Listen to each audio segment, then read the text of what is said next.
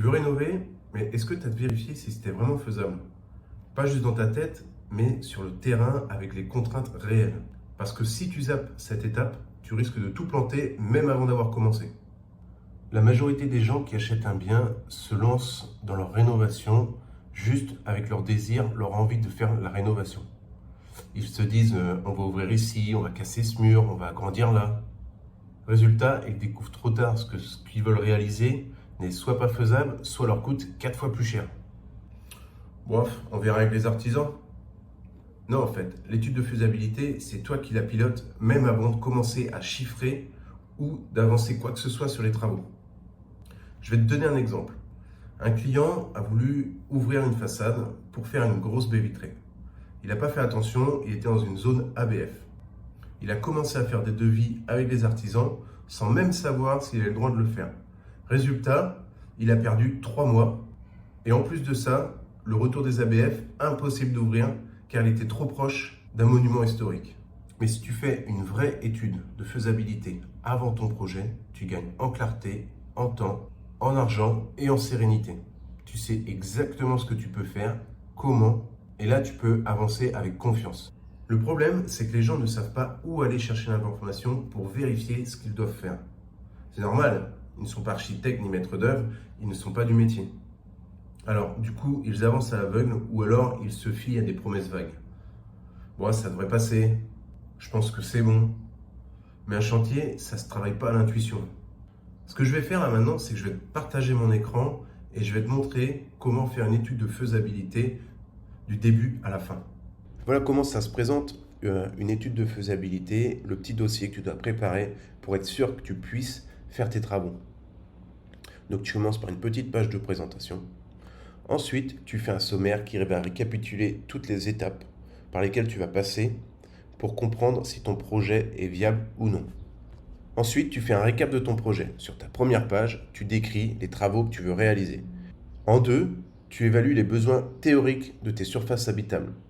Si tu as besoin de faire une extension, c'est sur ce petit tableau que tu répertories les mètres carrés déjà existants et ceux que tu as besoin d'ajouter. Ensuite, tu vas faire une petite présentation de la parcelle que tu vas étudier. Donc, il faut que tu la repères déjà géographiquement sur une carte pour pouvoir après analyser les différents éléments sur les différents sites que je vais te montrer après. Tu commences par repérer la parcelle, la surface du terrain et dans quelle zone elle se situe. Pour ça, c'est très simple. Tu vas sur Géoportail Urbanisme et là, tu peux trouver tous les éléments juste en mettant l'adresse de ton bien. Donc tu localises la parcelle, tu mets une petite screen de ton écran et tu l'ajoutes dessus. Ensuite, il faut que tu trouves l'implantation de ta parcelle. Pour trouver l'implantation de ta parcelle, c'est très simple.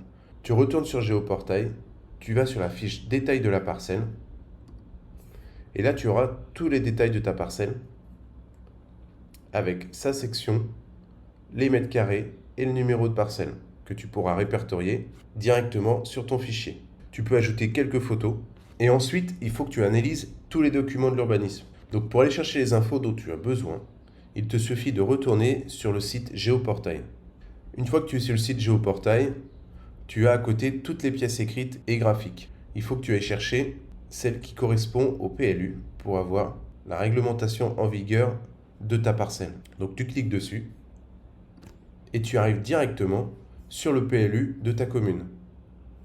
Donc là, en l'occurrence, c'est le PLU de Brest. Et ensuite, tu vas directement au sommaire et tu cherches la zone concernée. Donc pour celle-ci, on est en zone UH. Donc tu vois que c'est la page 123. Et là, tu retrouves toutes les réglementations pour la zone concernée où est ton bien. Et là, tu n'as plus qu'à lire et à trouver les informations que tu recherches par rapport à ce que tu as envie de faire. Il y a quelques pages à lire. Une fois que tu as trouvé les informations, au fur et à mesure, tu viens les mettre sur ton document pour toutes les répertorier. Donc là, ici, on cherchait pour une extension, donc on a été chercher tout ce qui concernait les extensions, les limites d'implantation, les hauteurs maximales et le diagnostic général et particulier. Donc tu reprends tout ce qui peut être utile dans ton projet et tu le mets sur ton dossier. Ensuite, les applications capacitaires de ta parcelle. Donc tout ce que tu as mis au-dessus avant, il faut le synthétiser pour savoir si la capacité de ta parcelle fonctionne avec ton projet. Et si certaines questions restent en suspens, je vais te montrer comment faire pour aller discuter avec le service urbanisme de ta commune. Donc pour tout ce qui est service urbanisme, tu as juste à récupérer leur mail et les questions que tu as qui n'étaient pas forcément très claires dans le PLU, tu les poses et tu attends leur retour. Le retour, tu le consignes sur ton dossier, sachant que là, en plus de ça, ils étaient en zone ABF, donc zone architecte des bâtiments de France. Donc il y a eu une consultation préalable pour avoir la couleur des menuiseries et savoir si c'était plus du bois ou de l'alu. Et à la fin, tu fais une conclusion pour savoir si ton projet est viable et tu réponds aux questions que tu auras posées au début. Un client a voulu réhabiliter une dépendance juste à côté de sa maison. Il avait déjà commencé à faire des plans 3D, à s'être projeté dedans. Il voulait faire un petit studio pour recevoir ses amis ou alors louer en Airbnb. Il avait déjà commencé à chiffrer, il y en avait pour 30 000 euros. Donc il est venu me voir pour affiner son projet et en faisant une étude de faisabilité, on s'est rendu compte que le PLU stipulait qu'il était interdit de transformer une bâtisse existante en domaine d'habitation. Cette étude de faisabilité lui a évité de dépenser 30 000 euros et de devoir tout détruire derrière. Et toi, tu as déjà pensé à faire une étude de faisabilité pour ton projet? Ou alors, est-ce que tu savais que ça existait déjà? Dis-le moi en commentaire, ou si tu as un doute, pose-moi les questions, j'y répondrai. Tu veux savoir ce qui est vraiment possible de faire chez toi avant de commencer à chiffrer, avant de signer ou avant d'engager des frais? Réserve ton audit de projet juste en dessous, on verra ton cas ensemble, tes idées, tes contraintes, et tu repars avec un cap réaliste et une vision claire. Et donc si cette vidéo t'a plu, n'oublie pas de liker et de partager à quelqu'un qui a un projet de rénovation, et abonne-toi pour plus de contenu.